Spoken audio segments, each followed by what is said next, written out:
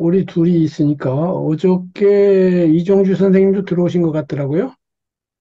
아, 예, 맞아요. 야, 안녕하세요. 보니까, 혜연님 안녕하세요. 연락이 됐네. 안녕하세요. 안녕하세요. 네. 음. 잠깐 우리 어저께 우리 혜연님은 제 강의 안 들어오셨죠? 아, 네. 제가 멀리 아, 여행 좀 갔다 왔어요. 그렇구나. 그래서 네. 그 얘기 잠깐 할게요. 네. 어저께 들어오신 우리 바하님하고 어저께 바하님 어떻게 들었어요? 말씀 발표를 오늘, 하셨지만은 이제 이것도 우리 또 문학 모임에서는 따로 또 한번 의견을 말씀해 보시죠. 예, 어린 왕자 워낙 정말 유명한 책이고, 저도 한 세 번 정도는 읽은 것 같은데, 잘 깊이 있게 잘 이해를 못했다는 생각을 했어요. 그 강의를 듣고. 네. 그러니까 이제 겉과 속에 대하여, 이제 겉으로 보여진 것과 속에 담긴 것, 그 다음에 외면, 그 다음에 내면, 이렇게 해가지고, 분석을 해주셨는데, 그렇게 보니까 또 이 책이 또 그렇게 보이더라고요. 그렇죠. 예, 저는 그렇게까지는 생각을 못하고 그냥 거기 보면 아주 너무나 유명한 구절들이 많잖아요. 네. 그런 구절들을 굉장히 이제 좋아했고, 이제 그런 정도로만 했지, 전체를 겉과 속으로 이렇게 분석을 한 것은 처음이었고요. 그 다음에 그렇게 보니까 이 책이 굉장히 신비롭고, 그 문학적인 그 장치가 굉장히 정교하게 드러난 작품이라는 걸 알게 되었고, 그 다음에 이제 또 조금 더 원래 하시려고 했는데 시간 때문에 다 안 하신 거잖아요. 그래서 그렇죠. 네, 그거에 대해서 더 이제 좀 궁금해졌고요. 그래서 저도 그 어린 왕자 해서 뭐죠? 설명한 책인가? 뭐 원고 있다고 네, 예. 하셔서 예, 저 신청을 해놓은 상태예요. 네. 혹시 이제 문학 전공 하셨으니까 예, 어린 왕자가 아니더라도 문학 평론이라든가 이런 책도 많이 보시지 않았나요? 뭐 봤죠? 저 좀 문학 해야 평론, 되니까. 또 문학 예, 이론서들. 예, 예, 네, 뭐야, 오규원 선생 실론도 말씀하시고 그랬는데. 예, 예, 그래서 그런 일반적인 평론하는 거하고 제가 말하는 방식은 조금 다르죠. 예, 달라요. 우선은 평론하는 분들은 평론하는 분들 특유의 어법이 있어요. 그래서 약간 뭔가 현학적이고 멋들어지려고 하는 그런 것도 예, 있고, 예, 저는 그냥 순직하게 이렇게 일상 언어죠, 사실 거의 일상 언어처럼 그냥 알아듣기 쉽게 말하는 점도 있고, 그다음에 평론하시는 분들은 그것을 영성이라든가 마음 수양이라든가 이런 거하고 연결하면 평론이 좀 범주를 넘어서서 그런 면이 있는데 저는 뭐 그런 거 구애 안 받고 영적인 부분으로 이해된다 하더라도 괜찮다. 뭐 이런 식으로 이제 하는 것도 차이점이고 그렇죠. 어쨌든 어저께가 이제 30분짜리 영상을 가지고 이제 했는데 음, 그 10가지 주제에 대해서 각각 30분씩 그렇게 해도 될 만큼 아, 그것도 부족하지만 어저께 2시간 20분인가를 했어요. 대화까지. 예, 예, 네, 그런 식으로 2시간짜리를 10번 각 주제마다 각각 해도 그래도 안 끝나지만 어린 왕자 이게 보통 책이 아니에요. 예, 정말 보통 책이 아니에요. 제가 예, 오죽하면 1000년 후에 읽힐 20세기에 쓰여진 단 한 권의 책이다. 이렇게까지 말을 하니까 뭐 정말 어마어마합니다. 뭐 세계 400개의 언어로 번역됐다는 게 상상이나 됩니까? 상상도 안 됩니다. 네. 뭐 몇십억 권이 팔렸는지도 몰라요. 앞으로도 그럴 것이고요. 어저께는 이야기 안 했지만 그 오래 읽히게 되는 비밀 중에 하나가 그 동심 때문에 그래요. 아, 예, 그래서 저는 우리나라에서는 이제 아동 문학 이렇게 부르잖아요. 제가 이제 논문 보내드린 데도 나올 건데요. 서양에서는 아동 문학이라고 안 해요. For Children Literature, 어린이를 위한 문학이라고는 하는데, 그, 정밀하게 이제 저는 좀 이론적으로 따지는 스타일인데, 우리나라에서 그냥 아동문학 그러고 넘어가고, 수필 그러고 넘어가면, 뭐 수필이 뭐냐? 그러면 뭐 수필이 수필이지, 뭐 이렇게 해서 대충 넘어가는데, 저는 꼬치꼬치 따져서 수필이 시와 어떻게 다르며 해가지고 수필론을 2,000매나 썼잖아요. 마찬가지로 아동문학도 그런데, 아동문학이 아동문학이지, 뭐 이렇게 하는 건데, 그게 아니고, 아동문학이라고 부를 수 있는 건 세 가지가 있다고 저는 보는데, 첫째는 어린이가 쓰면 아동문학이에요. 작가가 어린이니까. 두 번째는 어린이를 위한, 어린이가 읽으라고 쓴 책은 아동문학이에요.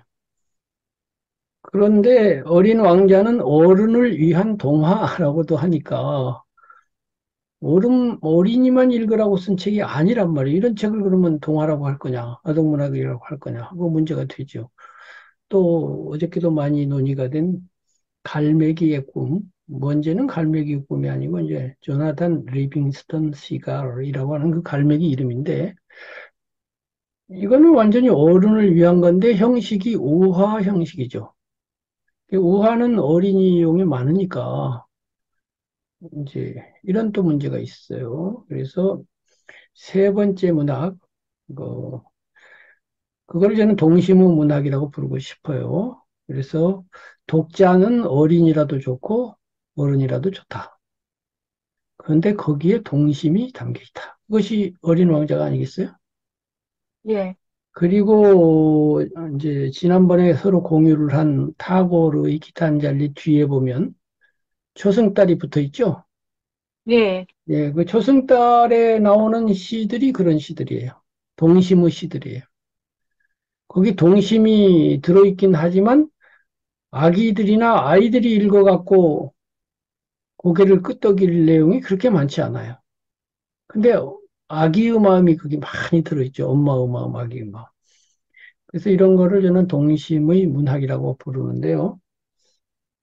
이 동심의 문학으로서 대성공을 하면 초시간성, 초공간성이 생겨요. 그것을 어린 왕자가 보여주죠. 그러니까 왜 그러냐면은 애기는 민족이 없거든요. 한국 애기나 미국 애기나 프랑스 애기나 아프리카 애기나 애기는 똑같아요, 마음이.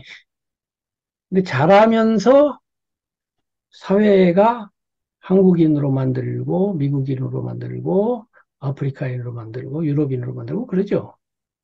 그래서 어른은 각각의 민족이 있는데 어린 시절로 내려갈수록 민족이 없단 말은 전 세계가 공유하는 공통적이고 보편적인 성품을 갖고 있다 이런 거예요. 그게 어저께 말한 집단 무의식하고 또 관련이 돼요. 이렇게 돼서 동심의 가장 깊은 데서 길어 올리게 되면 민족을 넘어서서 전 세계인이 공유, 공감할 수 있는 작품이 되는데 그 대표적인 사례가 고대로 올라가면 이솝의 우화가 있어요. 이솝 우화는 세계 모든 어린이가 다 읽고 있잖아요. 그 다음에 그림 동화가 있죠. 그림 동화도 세계에서 다 읽어요. 그걸 독일 동화라고 해가지고 독일 사람만 읽느냐? 그렇지 않죠. 그림 동화에 나오는 이미지들 혹은 상징들, 이제 용어 개념으로 하면 원형인데 원형. 우리의 의식 밑에는 잠재의식이 있고 그 밑에는 무의식이 있고 개인 무의식이 있고 이제 집단 무의식이 있는데 그 집단 무의식 속에는 원형이라고 하는 것이 있다고 융이 말해요. 이 원형이 뭐냐면은 에, 마음 깊은 데 들어있는 뭐 덩어리 같은 건데요. 그것들이 어떤 형상을 갖고 있어서 원형인데 이 원형들은 민족을 넘어서요. 예를 들면 뭐 쉽게 뭐 어둠이다 혹은 어머니도 있어요. 그리고 어저께 말한 노현자 원형도 있어요. 예를 들면 밤의 원형이 있을 수도 있어요. 그럼 밤 하면은 전 세계 어느 나라 가더라도 밤이라고 하면 공유하는 이미지가 있어요. 어둠 하면은 그것이 사람에게 바람직하지 않은 상황을 상징하지, 뭐 잘 나간다 이런 상징을 안 하잖아요. 빛 그러면 어디 가나 희망이라든가 뭔가 우리가 그쪽으로 가야 되는 뭐 이런 거 되잖아요. 별 그러면 높은 이상을 상징하지, 별 해놓고 뭐 지옥을 상징하지는 않잖아요. 그러니까 사람 마음 밑에는 그런 원형들이 많이 있는데, 거기서 이제 끌어올려지고 그거를 형상화를 잘하면, 문학적으로 시로 표현하든 이야기로 표현하든 잘하면 우리의 가장 깊은 무의식과 닿게 되고, 깊은 무의식이 닿는다는 건 전 세계인이 공유한다는 그런 뜻이 있어요. 이제 그런 점에서 그 어린 왕자 이전에 그 그림 동화가 그 원형들을 잘 살리고 있어요. 그래서 우리나라에도 공지팥쥐 이야기가 있는데, 거기에 신데렐라 이야기가 있는데, 공지팥쥐는 많이 안 읽히는데 신데렐라는 굉장히 많이 읽힌단 말이에요. 그때 세계 어느 나라 찾아가 보면 아마 그 비슷한 이야기들이 꽤 있을 거라고 봐요. 우리나라 공지팥쥐처럼. 그것도 어떤 원형 같은 거예요. 계모 원형이라고 말할 수 있어요. 계모와 친모. 그 밖에 또 이제 많은 게 있어요.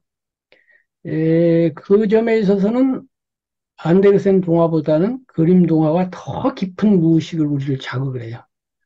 그 동화가 단순하면서도 읽으면, 독일서 산분들 이야기를 들어보면 독일에는 지금도 엄청난 밀림 같은 숲들이 있더라고요. 나무가 꽉 들어차서 막 몇십 리 가도 막 거대한 나무만 있는 그런 데가 있어요. 그 집단 무의식은 고대에 우리가 문명화되기 이전의 원시 시절과 관련이 있거든요. 그때부터 그 의식이 인간에게 누적이 돼서 전승이 돼 온 거거든요. 그럼 원시인의 입장에서 보면 그 엄청난 숲이라고 하는 건 엄청나게 무서운 캄캄한 곳일 수밖에 없어요. 그래서 유럽에서 숲 그러면은 굉장히 무서운 곳, 거기 들어가면 정말 곤란해지는 곳, 이렇게 돼 있어요. 그런데 동북아시아에서 숲은 또 달라요. 이 동북아시아는 자연 친화적이면서 특히 인도에 가면 숲이 달라요. 인도는 숲이 아주 좋은 거야. 그래서 인도인들은 그 인생을 3기로 사는데, 임간기라고 그래갖고 숲속에 들어가서 아예 명상을 해. 그 숲은 명상하는 곳이야. 중국 사람들은 나무가 모이면 나무 목자 2개 쓰면 그 숲이라고 하는 그 림자가 되죠, 림. 그리고 나무 목자 3개를 하면 삼자가 되는데, 요 삼이 삼림 할 때 이거 삼이거든요. 나무가 막 엄청나게 있으면 삼이고, 그저 한 100평, 200평 있으면 이제 임인데, 산이든 임이든 하면은 그 산자 옆에다가 사람 인자를 하면 신선선자거든요. 그러니까 산은 아주 좋은 거야. 그 다음에 나무 목자 옆에다 사람이 하면 쉴 휴자거든요. 나무는 좋은 거야. 이렇게 돼 있는데요. 유럽은 안 그랬대요. 그래서 그림 동화 보면은 숲속에 들어가가지고 헨젤과 그레텔 이런 거 보면은 아주 그 거의 죽음과 가까운 그런 공간으로 버려지고, 그러나 이제 뒤집으면 또 백설공주다. 그럼 그 숲속의 난장이를 만나가지고 그 난장이들과 또 살기도 해요. 그렇게 반드시 그런 것만은 아닌데, 어쨌든 숲이 상당히 무서운 곳이고, 단테의 신곡도 보면 제일 첫 장면에서 숲에서 이야기가 시작되는데, 그 숲속에서 호랑이, 그다음에 뭐 암시랑이, 뭐 그러니까 늑대, 표범 이런 것들이 나타나서 공격을 해요. 그래서 그 주석서를 보면 숲이라고 하는 것이 굉장히 무섭고 고난을 상징한다. 이렇게 해석을 많이 하거든요. 그래서 우리가 그 아주 원시 시대에 원시인들이 가졌던 숲에 대한 공포, 그러면서도 그 어둠 속에 있는 알 수 없는 신비, 이런 것들이 그림 동화의 이야기로 은은하게 암시적으로 많이 나와요. 그 깊이, 우리의 무의식을 자극하는 이야기의 깊이가 에, 예를 들면 우리나라의 옛날 동화에는 그런 깊이가 좀 안 느껴져요. 그냥 이야기일 뿐 깊은 무의식을 건드리질 않아요. 그러다 보니까 우리나라 사람만 읽는 거예요. 근데 그림 동화에는 굉장히 깊거든요. 그 그림 형제가 이제 채집을 해가지고 옛날 할머니들한테 이야기 들려주세요. 그래갖고 이제 모아갖고 낸 책인데 이 책이 보통 책이 아닙니다. 전 세계인이 읽는다는 거는 그런 보편성이 있기 때문인데 이거는 이제 전승된 전래 동화고 개인이 창작한 이제 안델센의 이제 동화들이 있죠. 그 양대 동화계의 거장인데 안데르센은 그렇게 깊다기보다는 보다 이제 밝게 이런 세계가 많은데 그래도 안델센도 인간의 깊은 무의식과 원형을 자극을 해요. 인어공주다. 그러면은 인어공주도 일종의 그 원형 같은 거예요. 인간이 옛날에 지금은 뭐 바다 그러면 과학적으로 다 아니까 신비하지 않지만은 옛날 사람이 볼 때는 바다라는 게 어마어마하게 신비한 곳이거든요. 지금 우리가 백만광년 밖을 쳐다보듯이 그렇게 쳐다봤던 바다거든요. 그 밑에 사람들이 살고 있는데 그 인어도 살고 있어라고 하는 그런 상상력을 발휘할 수 있는 그런 시절이었는데 그 이미지를 가져갖고 기가 막힌 이야기로 아름답게 만들어내가지고 디즈니에서 계속해서 인어공주 가지고 만들어내고 오늘날 디즈니가 저렇게 부자가 된 건 인어공주 만화 때문이거든요. 대단한 그 작품이죠. 그렇게 되어 있는데 어린 왕자도 그런 점에 있어서 집단 무의식 내지는 원형을 자극하는 그런 이미지들이 많아요. 다른 동화들은 그런 게 하나예요. 동화 하나에 하나뿐인데 어린 왕자에는 그런 게 엄청 많아요.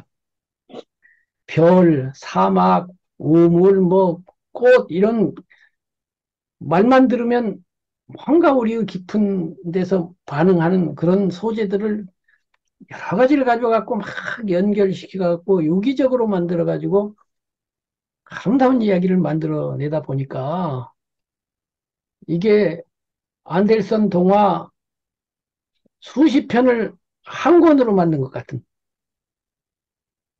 그 인어공주는 그냥 이미지가 하나뿐인데 그런 이미지 여러 개가 겹쳐 있는 작품이니까 이제 그런 점이 있고 그래서 동심을 이야기하면서도 굉장히 깊은 데를 건드리면서 사이사이에 뭐 사막이 아름다운 건 거기에 우물이 있기 때문이야. 마음으로 보아야만 잘 보여. 뭐 기타 등등 뭐 아주 명언명구가 아주 사이사이에 반짝반짝 빛이 나는 그런 작품이 되다 보니까 이게 이제 성경을 빼고는 제일 많이 읽힌다는 책인데 어저께 강의에서도 얘기했는데 발행되는 책 숫자로는 성경이 더 많을지 몰라도 읽히는 범주는 어린 왕자가 성경보다 넓다. 성경은 기독교인만 읽지 기독교인 아닌 사람들이 책 사가지고 읽는 일은 거의 없는데 세계의 기독교인 비율이 20%다. 20%만 읽지 80%는 안 읽는 책이에요, 사실은. 물론 한두 구절은 읽겠지요. 근데 어린 왕자는 그 80% 사람들도 보니까 그러니까 폭이 더 넓죠. 어저께 그 강의를 하고 나서 그저께군요. 그저께 강의하고 나서 어저께는 제가 불교 구도 모임에서 강의를 했는데 거기에서 이제 그분도 거기 들으신 이제 안 선생님도 어린 왕자 강의를 들으셨어요? 그러고 나서 오늘처럼 어떻습니까? 물어보니까. 구도 모임 할 때의 선생님의 그 목소리 톤하고 어린 왕자 이야기할 때 톤이 우선 다릅니다. 문학 이야기할 때 신이 나가지고 목소리가 높고 뭔가 행복하게 하는데 무슨 불교가 이렇습니다. 고도가 이렇습니다. 철학적인 이야기 하는 데는 그런 것이 없습니다. 예, 말하자면 파토스가 없습니다. 이런 얘기인데 내가 그 말을 듣고 생각해 보니까 그런 것도 같아서 웃었거든요. 문학이라는 게 이렇게 사람을 움직이고 열정적으로 만들고 뭔가 활발하게 하고 이런 거 있구나.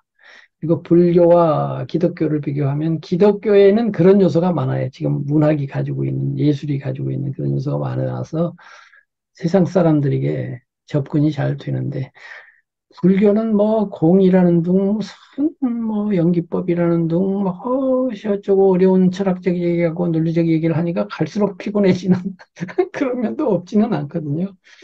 어쨌든 그런 일이 있었습니다. 우리 혜연님한테 이제 하나 말씀드릴 것이요. 어린 왕자 그 강의를 하다 보니까 제가 패러디 어린 왕자를 하나 썼어요. 제가 네. 어린 왕자와 같은 그런 천재적인 아이디어, 아득한 별에 집치만한 조그만한 별이 있는데 거기에 한 소년이 살았다는 이런 정말 말도 안 되는 상상력. 어떻게 이런 아이디어를 냈는지 도무지 모르겠어요. 이거는 그냥 영감이 떠올랐다는 수준이 아니고, 와, 어떻게 이런 생각을 하지? 그리고 거기서 또 사랑을 하다가 집으로 와서 순교해가지고 죽어서 가는데 시체도 안 남겨. 싹 증발해 가는데 꼭 예수님이 다시 하늘나라로 돌아갔는데 부활해서 갔다니까 시체가 안 남았겠지. 어린 왕자도 소리 없이 쓰러지고 그냥 소멸해버려요. 이야, 이런 이야기를 쓰는 아이디어는 도무지 내가 쓰고는 싶지만 안 된다. 혹시 운이 닿으면 내가 안델센 동화의 명작 같은 건 정말로 그것도 불가능하지만 쓸런지 몰라도 도무지 어린 왕자는 500번 다시 태어나도 안 된다. 이렇게 아예 포기를 했고요. 그럼 어떡할 거냐 해가지고 이제 패러디를 해보자 해가지고 그날은 제가 어린 시인이라고 그랬는데 어린 시인이 아니고 아기 시인입니다. 아기 시인. 아기 시인이라는 작품을 똑같이 써서 그 아기 시인도 똑같이 어느 별에 있었고 지구로 오면서 똑같이 여러 별을 지나면서 그 대신 어린 왕자가 만났던 사람을 안 만나고 다른 사람을 만나요. 근데 그 줄거리는 똑같아요. 와가지고 거기서도 꽃이랑 하다가 거기서는 이제 꽃이 부탁을 해요. 어떤 외로움을 어떻게 할 건가 해서 부탁을 해서 그 문제를 공부하려고 이제 와요. 와가지고 여기 와서 또 많은 여우 대신 이제 다른 많은 대상들을 접하면서 공부를 해요. 마음 공부를 하는 거예요. 그래가지고 역시 또 돌아가요. 똑같아요. 그 구조는 똑같은데 거기에 담긴 철학적 내용이 불교적이에요. 그래서 어린 왕자가 그렇게 위대하지만 적어도 불교 철학 입장에서 보면 그렇게 위대하지 않은 점도 있어요. 그래서 감히 저 개인 생각으로는 철학적으로는 김정빈 것이 낫다. 이렇게까지 생각을 해요. 물론 뭐 내 마음이니까. 그 얘기를 했더니만 몇몇 분들이 그 작품을 빨리 책으로 냅시다. 해가지고 지금 책은 없으니까 제가 그 원고를 어, 문방구에 가가지고 프린트물을 가져가서 책으로 매가지고 보내드리겠다. 이렇게 했어요.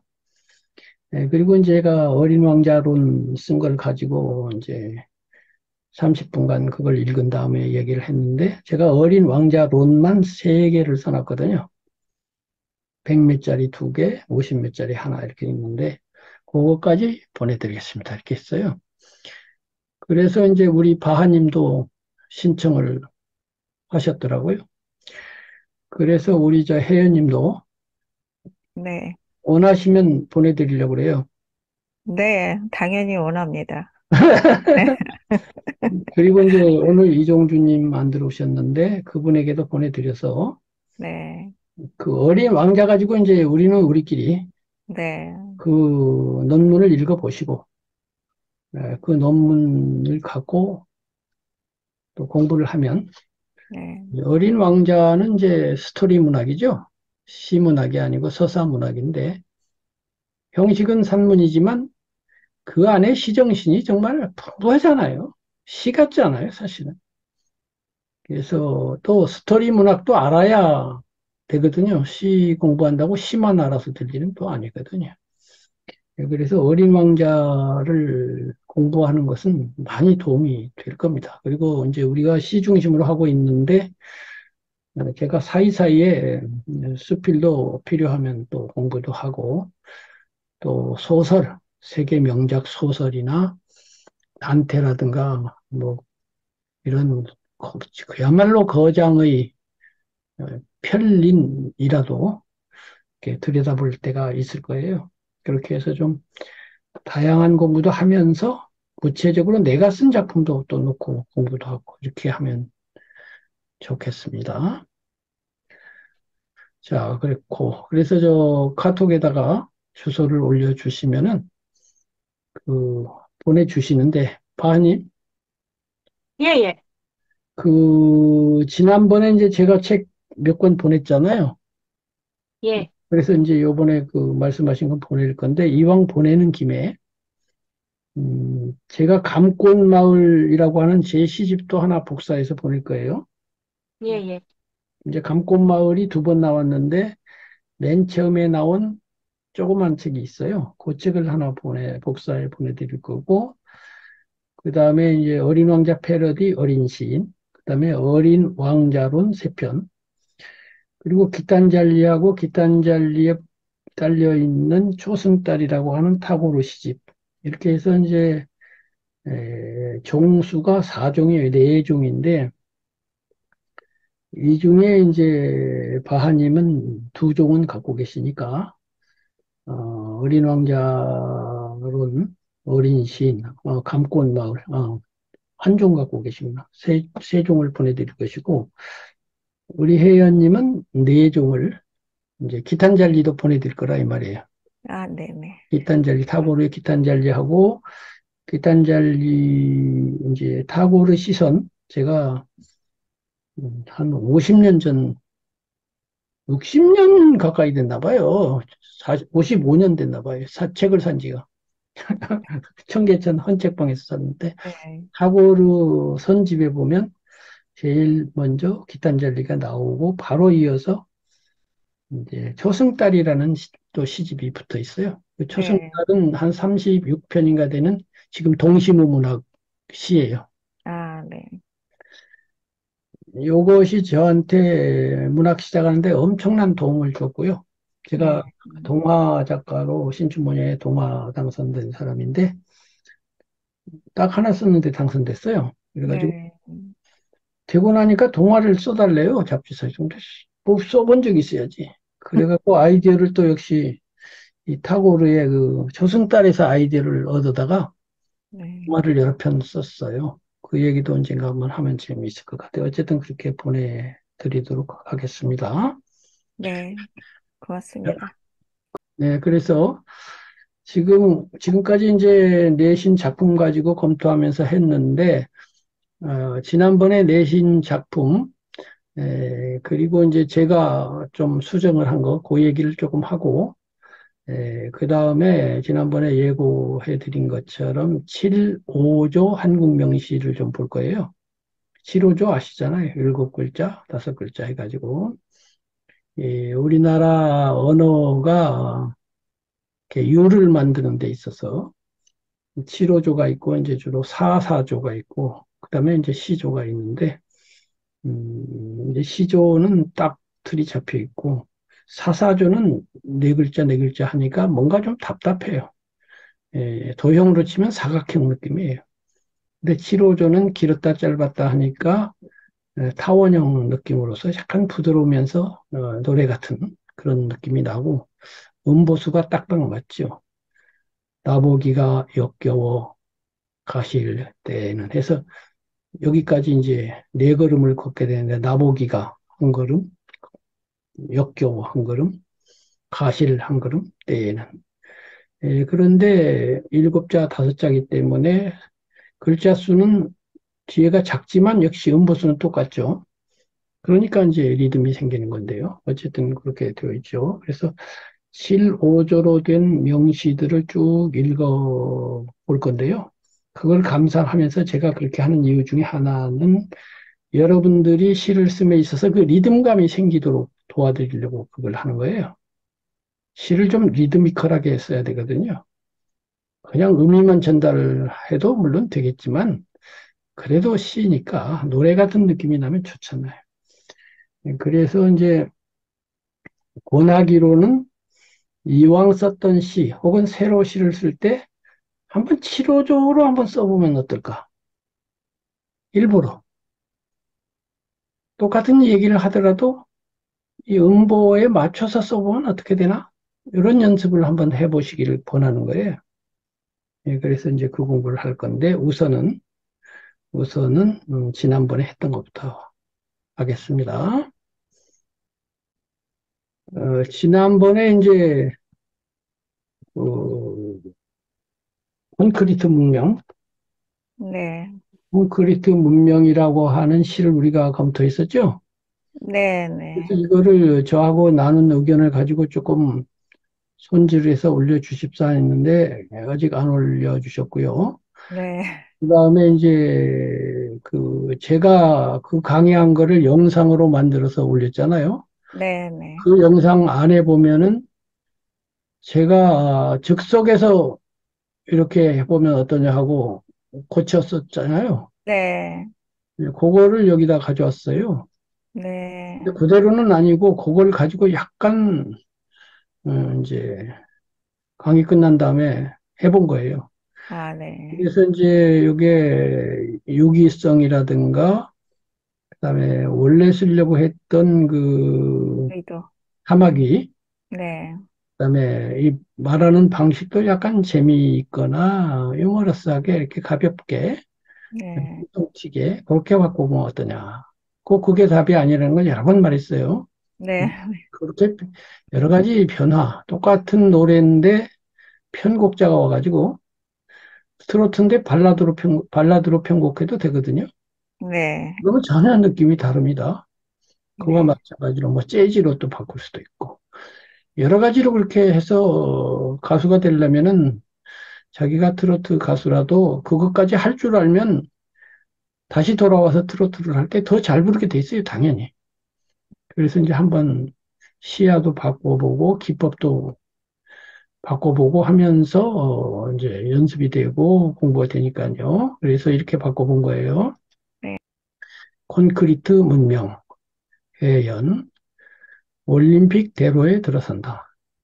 그 오해의 여지가 없어요. 그냥 바로 알아듣는 거예요. 어? 유리창에 사마귀 한 마리. 지금 여기에는 올림픽대로에 들어선다만 있지 차로 들어선다는 개념이 없네요. 제가 그 생각은 미처 못했는데 올림픽대로에 들어서면 물론 차로 들어서긴 하겠습니다만은 어쨌든 이렇게 됐어요. 올림픽대로에 차를 타고 들어갔는데 유리창에 사마귀 한 마리. 아마 앞유리창에였나요? 앞유리창이겠죠? 아, 네. 운전석 앞에. 그러니까 앞유리창 해야 되겠다. 음, 왜냐하면 음. 옆 유리창 같으면 금방 날아갈 것 같단 말이야. 그러면 이제 그렇게 되고요. 하, 요, 요즘 봐라. 요놈 봐라. 음. 봐라라고 그러는데, 요놈 봐라. 너도 강남 가고 싶니? 이렇게 하면 네. 내가 지금 차를 몰고 강남 간다는 걸 굳이 말을 안 해도 아, 네네. 이렇게 애둘러서 이렇게 말할 수 네. 있어요. 나는 강남 가고 있었다 이렇게 안 해도 네. 머릿속에 이 운전사가 강남 가고 있네. 남들 다 좋아하는 강남? 그러고서 이제 그래. 인간 좋아하는 거 너라고 그러지 말랄 수는 없겠지. 하물며 지금 당랑거철이라는 말을 쓰셨잖아요. 네, 그 말을 네, 너무 한자어고 또 음, 너무 고지식해. 예? 이제 딱딱하죠. 예, 그러니까 그 말이 아닌데도 그 말이네. 음, 이제 그런 말을 가지고 오는 걸 전고라고 그러죠. 전고. 네, 옛날 어떤 거를 이끌어오는 전고 기법이 옛날 시에도 많이 있고요. 근데 능숙한 시인이나 작가들도 말을 하다 보면 전고를 하게 돼 있어요. 음, 예를 들면 피천득 선생님의 파리에 붙인 편지에 보면은 어, 독자가 아예 조부문을 읽었다고 쳐놓고 그냥 말을 해버려요. 음, 둘이 걸어가기에는 좁은 문이라고 생각하는 알리사입니다. 이렇게 한다고요. 주인공 알리사 있잖아요. 네, 알리사와 줄리에트가 똑같이 제롬이라고 하는 사촌을 사랑하는데 두 자매가 한 남자를 사랑할 수 없으니까 둘이 걸어가기에는 좁다. 이 말이 이제 둘이 다 사랑할 수 없으니까 내가 양보한다. 이렇게 돼 있잖아요. 네, 그래갖고 그것 때문에 결국 죽는데 그거를 일일이 뭐 수필가가 앙드레 지드의 작품 조부문에서 보면 두 자매가 사촌 제롬을 사랑했는데 둘이 사랑하기에는 참 그래갖고 조부문이었다. 그런데 뭐 이렇게 하지 않고 음, 읽었다 쳐놓고 에, 에, 에, 에, 에. 둘이 걸어가기에는 좁은 문이라고 믿는 알리사입니다. 이래 버렸다고요. 이게 어떤 차이가 있느냐면요. 우선 언어가 전략이 되겠죠. 그 앞에 그런 군더더기를 안 했으니까요. 그게 간결하기도 하고 또 이런 의미가 있어요.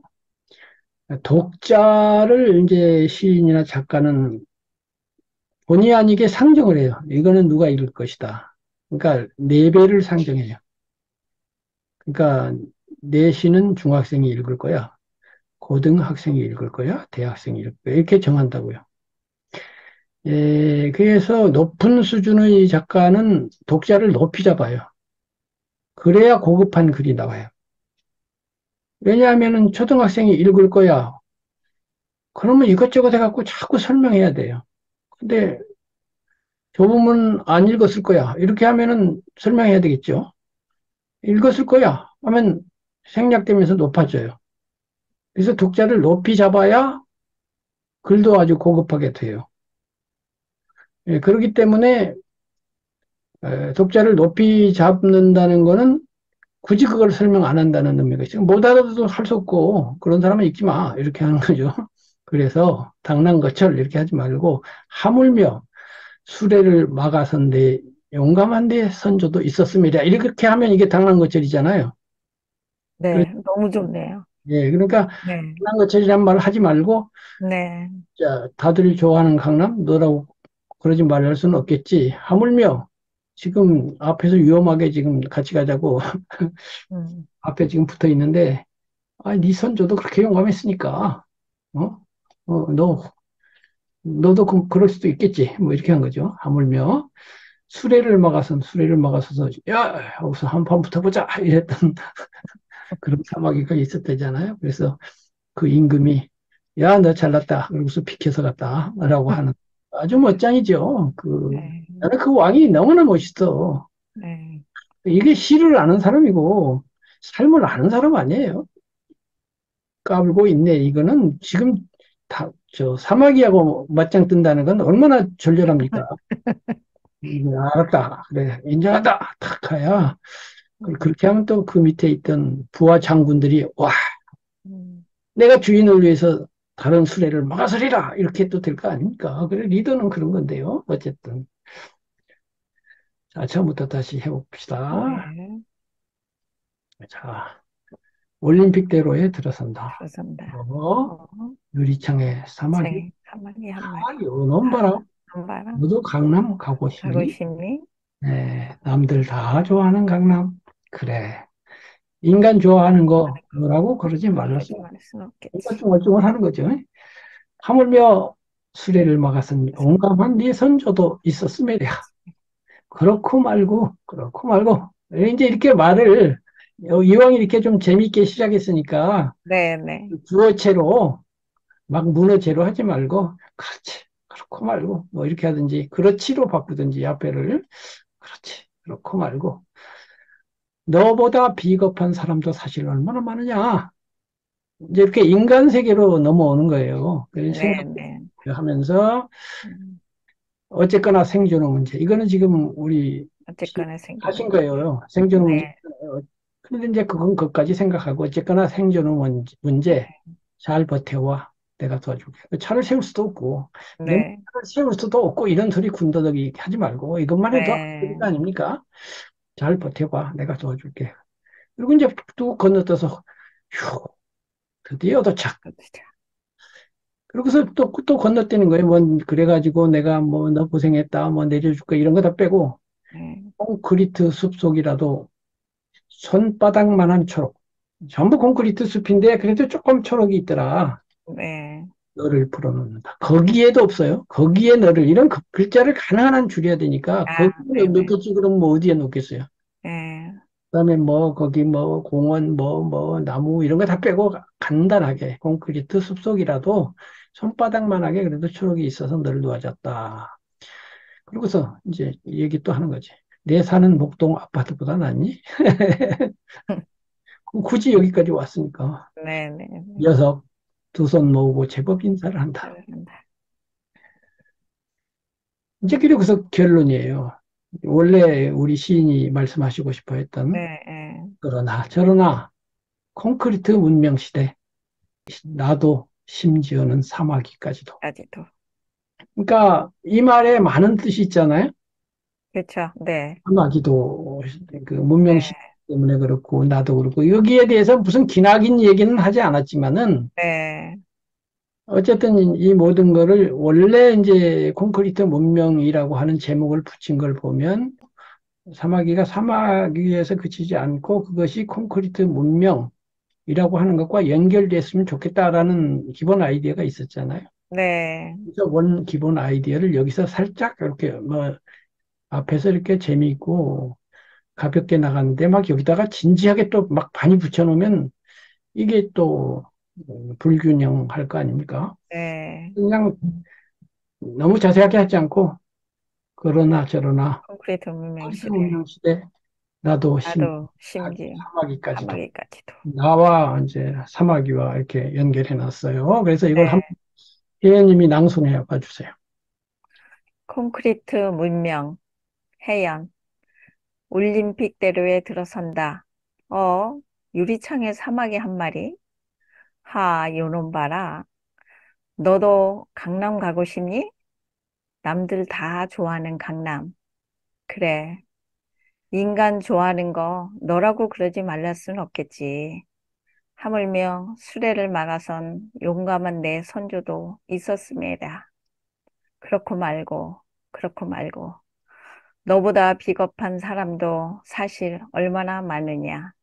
어쨌거나 생존의 문제. 잘 버텨봐. 내가 도와줄게. 휴, 드디어 도착. 콘크리트 숲속이라도 손바닥만한 초록 너를 풀어놓는다. 내 사는 목동 아파트보다 낫니? 녀석, 두 손 모으고 제법 인사를 한다. 그러나 저러나 콘크리트 문명 시대, 나도 심지어 사마귀까지도. 아, 낭송 잘하셨는데 어떤가요? 아, 네, 부럽습니다. 아, 이 시를 예. 이게 교수님이 써준 거를 제가 쓴 걸로 해도 괜찮을까요? 아, 그럼요. 아니, 발표하세요. 우리 그, 발표하세요, 이거. 네, 문화골에 네, 1년에 4번 등재를 네, 해요, 3편씩. 네, 네. 네. 이 시 그냥 그대로 쓰고 네, 싶은데, 그대로 혜연님 시로 발표하세요. 아유, 너무 고맙습니다. 스승님을 그래서, 잘 만났습니다. 그래서요, 네. 그, 이른바 연금술이라는 거 있지 않습니까? 네. 뭐 도금이라는 것도 있어요. 그래서 구리에다가 금을 입히면 금이 되잖아요. 금 자체는 안 되지만 변화를 시키죠. 그래서 이제 능숙해지면요. 네. 음, 뭐 극단적으로 말하면 저보고요. 아무 단어나 생각되는 단어 하나를 말을 하고 시를 쓰세요. 네? 어떤 단어든지 단어 네. 하나를 내놓고서 이걸 갖고 시를 쓰세요. 그랬다고 치자고요. 네. 뭐, 신발 가지고 쓰라고 했든지, 네. 뭐, 도무지 시상이 나올 것 같지 않은 무슨 심지어는 소똥 가지고 시를 쓰라고 했든지 간에 쓸 수가 있습니다. 그러니까, 그런 재미있는 이야기가 있는데요. 이제 옛날에는 시어머니가 며느리 구박을 많이 했잖아요. 네. 근데 며느리가 요리를 너무 잘해가지고 요리를 타박을 할 수가 없는 거야. 음, 구박을 좀 해야 되겠는데 너무 맛있게 잘하니까. 그래가지고 시어머니가 집단을 하나 가져와가지고, 오늘은 내가 이거 갖고, 저, 우리 반찬을 만들어라. 그랬더니 그렇게 맛있게 만들더래요. 그렇게 되어야 시인이에요. 이게 참, 네, 어렵습니다. 그래서 하루아침에 안 됩니다. 하루아침에 네, 안 되고, 어려워요. 그래서 공부를 좀 오래 하셔야 돼요. 그리고 지난번에도 이제 제가 갖고 있는 철학적인 그런 공부도 하고 싶다고 그러셨잖아요. 네, 그것까지를 포함하면 이게 더 많이 걸릴 수도 있거든요. 그래서 욕심은 내시지 말고. 네, 바하님도 지난번에 제가 이렇게 손질을 하니까 좀 좋아졌잖아요. 네, 요거죠. 요거 가을밤. 가을밤. 네, 가을밤도 요게 이제 이렇게 된 거를 제가 간단하게 이렇게 글자 몇 자 안 되게 이렇게 했는데 네, 좋아졌잖아요. 또 네, 역시 바하님도 이거 내 거다. 이렇게 해서 하시면 돼요.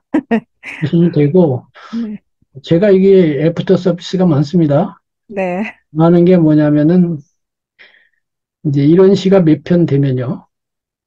이건 내놔도 좋겠다. 이런 시가 몇 편 되면 제가 영상 만들잖아요. 네. 제가 영상으로 만들어 드릴 거예요. 아유, 네, 그 대신 이제 그 영상에 대해서는 조금 비용을 주셔야 돼요. 네. 영상 그 생각보다 시간 많이 걸리거든요. 그럼요. 네. 이거 시 쓰는 것보다 훨씬 많이 걸려요. 네. 몇 분짜리 만드는데 몇 시간 걸려요. 그, 우리는 시 쓰는 게 더 어려울 것 같은데. 아니, 어렵기는 시가 어려워요. 네. 시간이 걸린다는 거하고 아니, 어렵다는, 시간 이 시간이 걸리는 많이 거죠. 걸린다는 거는 하고 어려운 거하고는 다른 얘기예요. 네, 예. 네, 네. 그러니까 또 제가 이 시 쓰는데 이거 이렇게 고치는데 사실 5분에서 10분밖에 안 걸려요, 저는. 네. 그러니까 그럼 5분어치, 예를 들면 비용을 제가 받는다고 치면 5분 일했으니까 500원 드리면 되겠네요. 그렇게 될까요? 그건 아니잖아요. 어떤 사람은 5분 아니라 5년이 돼도 이렇게 못 쓰는데? 그건 그러면 너무, 5년치를 받아야 되냐? 그것도 아니잖아요. 그래서 시간이라는 게 그런 거예요. 어떤 사람은 화가에게 이 그림 얼마 만에 그렸어요. 그래서 5분에 그렸는데요. 평생 걸렸어요. 평생 공부한 것이 5분에 발휘된 거지. 볼트라는 달리기 선수가 10초 만에 100m를 달리면 10초 값만 주면 되나? 10초에 달리기 위해서 그 사람은 죽기 살기로 얼마를 했는데, 그거 네, 아니니까. 그건 이제 네, 그렇게 생각하면 안 되고, 다만, 제 말씀은 우리가 공부하는 분들에게 제가 그래도 도움을 드리기 위해서 또 재미가 있어야 되잖아요. 네, 네, 그래서 또 아닌 말로 시라는 게 남에게 평가받는 건 두 번째고 창작하는 기쁨이 더 중요하다고 기본은 그렇지만은 네. 그러나 남이 멋들어지겠다고 해야 되지. 그럼요. 많지는 네, 않더라도 네, 세 편이든 다섯 편만이라도 이거 내 거야. 물론 누군가에게 좀 도움을 받긴 했지만 이러면서 이렇게 그 영상도 만들어서 요즘 카톡이 있으니까 카톡으로 딱 보내드리고 또 재미있는 얘기도 하고 인생이라는 게 별겁니까? 그렇게 행복하고 서로 나누고 그러면 되죠. 그래서 네, 저는 영상 만드는 재주가 있어가지고, 이것도 영상 만드는 거 엄청난 시간을 걸려서 배운 거예요. 아, 네. 이거 그렇게 쉽게 배워지지 않잖아요. 그리고 저는 네. 영상 만드는 것도 레벨이 세 가지가 있어요. 그냥 간단하게 만드는 건 쉬워요. 네. 그다음에 중간급으로 만드는 게 있고, 이제 아주 고급으로 만드는 거 있는데, 요런 시를 고급으로 만들려면 시간도 엄청 많이 걸립니다. 네. 훨씬 더 많이 걸려요, 그거는. 그래서 제가 나중에 이제 서정주 선생의 상리과원이라고 하는 시하고, 또 한용운 선생의 이무침묵 같은 걸 아주 고급한 기술을 사용해서 만든 게 있어요. 네. 그래서 교수님 거 제가 가끔 보긴 해요. 예, 그래 네. 그런 것처럼 만들려면은 시 한 편 만드는데 한 최하 5시간 이상. 아, 심지어는 10시간 걸려요. 네. 하루 종일 걸립니다. 그 시 하나 몇 분짜리 만드는데요. 그래서 그렇게까지 제가 만들기는 그렇고 이제 중간급 정도로 이렇게 만들 건데요. 그래서 네. 음, 이제 그거는 그렇게 하기로 하고요. 어쨌든 이런 시를 이렇게 쓰는 걸 좀 공부를 하시는 거예요. 자, 그런데 어쨌든 바하님 들으셨죠? 예, 예. 지금 제가 고친 거 보고 어때요? 정말 놀라워요. 정말 그러니까 그 시를 그 군더더기 없이 음, 아주 그냥 딱 간결하게 음, 줄이시면서도 전달하실 거를 딱 임팩트 있게 전달하시는 게 음, 좋았고요. 그 이제 사마귀가 등장하면서 음, 그냥 어떻게 보면은 곤충 하나인데 음, 그 곤충이 이제 살아 움직이는 듯한 느낌? 네, 예, 이제 곤충하고 이제 대화하는 그런 것도 음, 있고 그렇잖아요. 그래서 네, 뭐 그런 것들이 좀 신선했고요. 사마귀 그 한 마리가 이제 있으면서 그 음, 사마귀랑 이제 또 콘크리트 문명이 서로 또 대비가 되는 거잖아요. 네, 사마귀 자체랑 또 이제 네, 콘크리트 문명이 또 대비가 되고 음. 그런 것들은 너무 그 구상은 좋은 것 같고요. 또 교수님께서 굉장히 깔끔하게 잘 고쳐주신 것 같아요. 그래서 이제 우리 바하님도 그렇고 앞으로 제가 반드시는 아니고 이렇게 한번 고쳐봅시다 하는 일이 들어 있을 것이고요. 예, 그런 게 한 너댓 개 모이면 이제 그걸 낭송해서 본인 목소리로 낭송해서 저에게 보내주시면은 제가 영상으로 만들어서 이렇게 드릴 테니까 예, 그걸 본인이 외워버리세요. 이제 본인 거니까 외워서 내 것이 되면 또 내 거를 외우는 건 또 맛이 다르거든요. 예, 그렇게 하기를 바랍니다. 자, 네. 그래서 우리 개인 공부는 네, 네. 오늘은 여기까지 하고 이제 치료주로 넘어갈게요. 7, 5조, 명시모음, 진달래꽃, 김소월. 나 보기가 역겨워 가실 때는 말 없이 고이 보내 드리오리다. 영변의 약산 진달래꽃 아름 따다 가실 길에 부리오리다. 가시는 걸음 놓인 그 꽃을 사뿐히 들여 밟고 가시옵소서. 나 보기가 역겨워 가실 때는 죽어도 아니 눈물 흘리오리다. 접동새 김소월. 접동 아우레비 접동.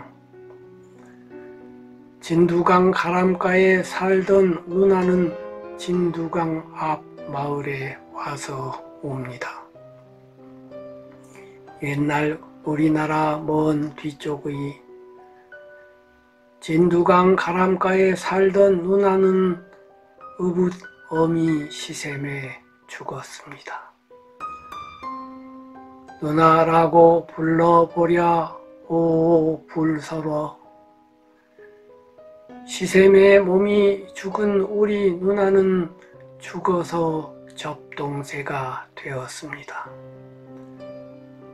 아홉이나 남아 되는 오랍 동생을 죽어서도 못 잊어 차마 못 잊어. 야 삼경 남 다 자는 밤이 깊으면 이 산 저 산 올라가며 슬피 옵니다. 나그네 방목월. 강나루 건너서 밀밭길을 구름에 달 가듯이 가는 나그네. 길은 외줄기 남도 300리 술 익은 마을마다 타는 저녁물. 구름에 달 가듯이 가는 나그네. 윤사월 방목월. 송화가루 날리는 외딴 봉우리. 윤사월 해 길다 꾀꼬리 울면 산지기 외딴집 눈먼 처녀사. 문설주에 귀 대이고 엿듣고 있다. 청노루 방목월. 먼 산 청운사 낡은 기와집. 산은 자하산 봄눈 녹으면 오리목 송잎 피는 12구비를 청노루 맑은 눈에 도는 구름. 산도화 방목월. 산은 구강산 보랏빛 석산. 산도화 두어 송이 송이 버는데 봄눈 녹아 흐르는 옥 같은 물에 사슴은 암사슴 발을 씻는다. 영산홍 서정주. 영산홍 꽃잎에는 산이 어리고 산자락에 낮잠 든 슬픈 소실댁. 소실댁 된마루에 놓인 놋요강. 산 너머 바다는 보름살이 때 소금발이 쓰려서 우는 갈매기. 동천 서정주.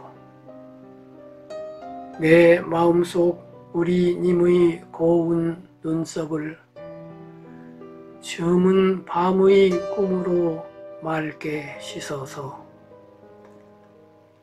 하늘에다 옮기어 심어 놨더니 동지 섣달 나르는 매서운 새가 그걸 알고 신용하며 비끼어 가네. 고향의 봄 이원수. 나의 살던 고향은 꽃 피는 산골. 복숭아꽃, 살구꽃, 아기 진달래. 울긋불긋 꽃대궐 차리인 동네. 그 속에서 놀던 때가 그립습니다. 꽃 동네, 새 동네, 나의 옛 고향. 파란들 남쪽에서 바람이 불면 냇가에 수양버들 춤추는 동네, 그 속에서 놀던 때가 그립습니다. 반달, 윤극영.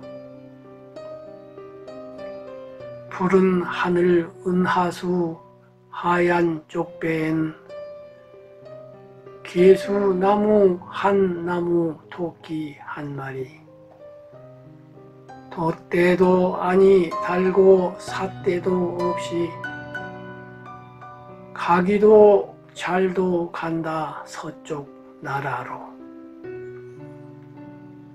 은하수를 건너서 구름 나라로, 구름 나라 지나서 어디로 가나.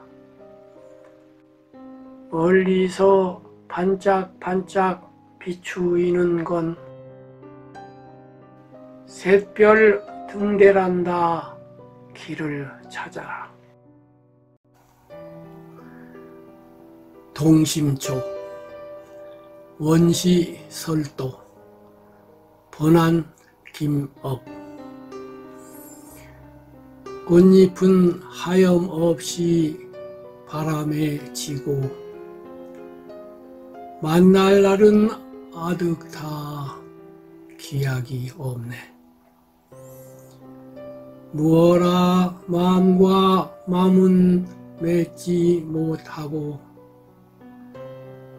한갓되이 풀잎만 맺으려는고, 한갓되이 풀잎만 맺으려는고. 바람에 꽃이 지니 세월 덧없어 만날 날은 뜬 구름 기약이 없네.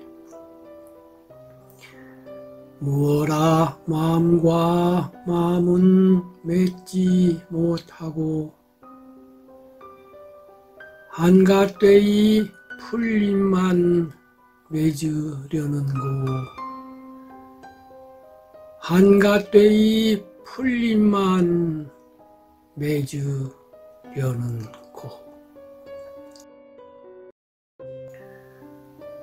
코스모스 피어 있는 길 하중희. 코스모스 한들한들 피어 있는 길, 향기로운 가을길을 걸어갑니다. 기다리는 마음 같이 초조하여라. 단풍 같은 마음으로 노래합니다. 길어진 한숨이 이슬에 맺혀서 찬 바람 미워서 꽃 속에 숨었나. 코스모스 한들한들 피어 있는 길, 향기로운 가을길을 걸어갑니다. 고향 김정빈. 감꽃 마을 지나서 은빛 시냇물, 징검다리 건너서 찔레꽃 언덕, 언덕 너머 활짝 열린 푸른 과수원,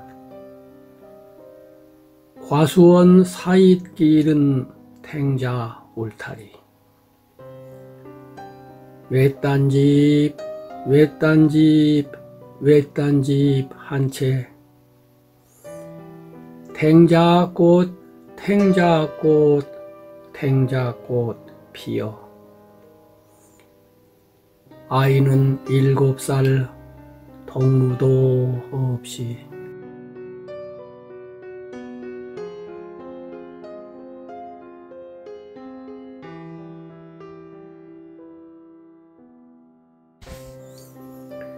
영 너머 풍경. 영 너머 시냇가에 외딴집 한 채, 그 집 앞 마당엔 복사꽃 나무. 복사꽃 붉게 피면 실비 내리고 실비 맞고 나와 앉은 야윈 그 아이. 아이는 7살 슬픈 눈망울. 촉촉한 목소리로 엄마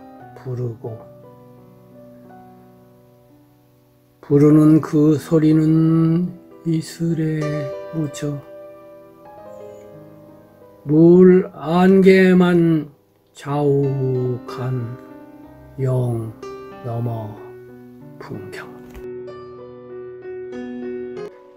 이하 7~5조에서 약간 변형된 7~5조를 보시겠습니다. 절정, 2~6~4. 매운 계절의 채찍에 갈겨 마침내 북방으로 휩쓸려 오다. 하늘도 그만 지쳐 끝난 고원, 서리빨 칼날진 그 위에 서다. 어디다 무릎을 꿇어야 하나, 한 발 제켜 디딜 곳조차 없다. 이러매 눈 감아 생각해 볼 밖에 겨울은 강철로 된 무지갠가 보다. 못 잊어 김소월. 못 잊어 생각이 나겠지요. 그런대로 한 세상 지내시구려. 사노라면 잊힐 날 있으리이다. 못 잊어 생각이 나겠지요. 그런대로 세월만 가라시구려. 못 잊어도 더러는 잊지 오리다. 그러나 한껏도 이렇지요. 그리워 살뜰히 못 있는데 어쩌면 생각이 나겠지요. 무슨 죄, 김동환. 지름길 묻길래 대답했지요. 물 한 모금 달라기에 샘물 떠주고, 그러고는 인사하기에 웃고 받았지요. 평양성에 해 안 뜬데도 난 모르고 무슨 죄 밖에.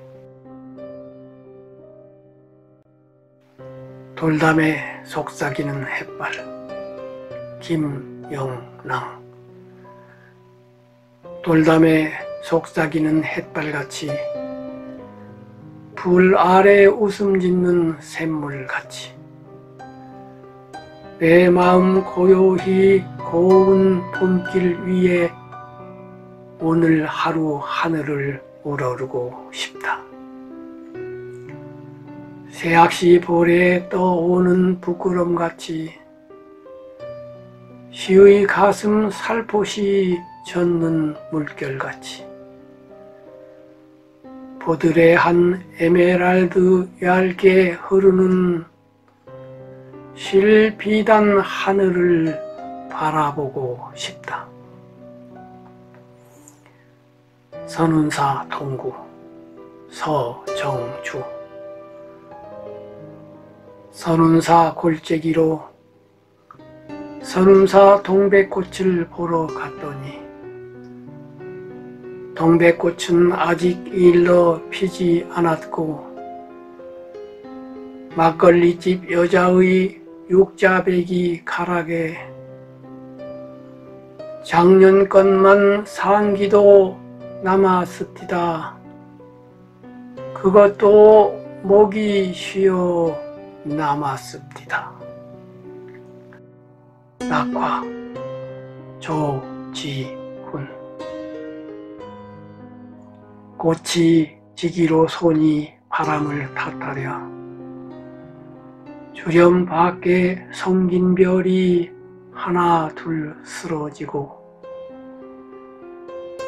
귀촉도 구름 뒤에는 먼 산이 다가서다. 촛불을 켜야 하리 꽃이 지는데, 꽃 지는 그림자들의 오리여 하얀 미닫이가 우련 불거라. 묻혀서 사는 이의 고운 마음을 아는 이 있을까 저 한온이. 꽃이 지는 아침은 울고 싶어라. 그리운 금강산 한상업. 누구의 주제런가 맑고 고운 산. 그리운 12,000봉 말은 없어도 이제야 자유 만민 옷깃 염이며 그 이름 다시 부를 우리 금강산. 수수만년 아름다운 산 못 가본 지 몇몇 해. 오늘에야 찾을 날 왔나 금강산은 부른다. 비로봉 그 봉우리 예대로인가. 흰 구름 솔바람도 무심히 가나. 발 아래 산해 말리 보이지 마라. 우리 다 맺힌 슬픔 풀릴 때까지. 수수만년 아름다운 산 못 가본 지 몇몇 해. 오늘에야 찾을 날 왔나 금강산은 부른다. 보리밭 박화목. 보리밭 사이길로 걸어가면 네 부르는 소리 있어 나를 멈춘다. 옛 생각이 외로워 휘파람 불면 고운 노래 귓가에 들려온다. 돌아보면 아무도 보이지 않고 저녁 노을 빈 하늘만 눈에 차노나. 목포의 눈물 문일석. 사공의 뱃노래 가물거리며 삼학도 파도 깊이 숨어드는데 부두의 새앗이 아롱 젖은 옷자락. 이별의 눈물이냐 목포의 서루. 300년 원한 품은 노적봉 밑에 임자취 완연하다 애달픈 정조. 유달산 바람도 영산강을 아누니 임그려 우는 마음 목포의 노래. 깊은 밤 조각달은 흘러가는데 어찌 다 옛 상처가 새로워진가. 못 오는 임이시면 이 마음도 보낼 것을 항구에 맺은 절개 목포의 사랑. 동백 아가씨 백영호. 헤일 수 없이 수많은 밤을 내 가슴 도려내는 아픔에 겨워 얼마나 울었던가 동백 아가씨. 그리움에 지쳐서 울다 지쳐서 꽃잎은 빨갛게 멍이 들어서 동백꽃잎에 새겨진 사연, 말 못할 그 사연을 가슴에 안고 오늘도 기다리는 동백 아가씨. 가신 임은 그 언제 그 어느 날에 외로운 동백꽃 찾아오려나. 노을 이동진. 바람이 머물다 간 들판에 모락모락 피어나는 저녁 연기. 색동옷 갈아입은 가을 언덕에 빨갛게 노을이 타고 있어요. 허수아비 팔 벌려 웃음 짓고 초가 지붕 둥근 박 꿈꿀 때 고개 숙인 논밭의 열매 노랗게 익어만 가는 가을바람 머물다 간 들판에 오락오락 피어나는 저녁 연기. 색동옷 갈아입은 가을 언덕에 붉게 물들어 타는 저녁별. 해질 무렵. 김정빈. 해질녘 빈 들판 바람이 불어 아이의 긴 그림자 흙 먼지 털고 쑥국새도 숨어서 우는 빼앗긴 시간. 어둠이 짙어 오는 해질 무렵. 7호조 명시를 좀 길게 보셨는데요. 이 시들에 대한 감상, 깊이 들여다보기 다음 시간에 이어가도록 하겠습니다. 감사합니다.